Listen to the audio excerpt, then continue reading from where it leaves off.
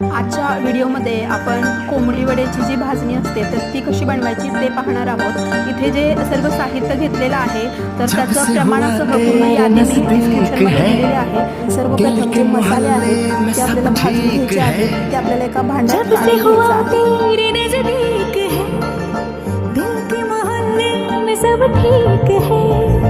जरा सा किताबों में कम ध्यान है, ज्यादा तेरे ख्यालों में है। तुझसे जो मिलके मजा है, कहाँ वो गणित के सवालों में है। करके गुस्ताखियां मांगे न माफिया,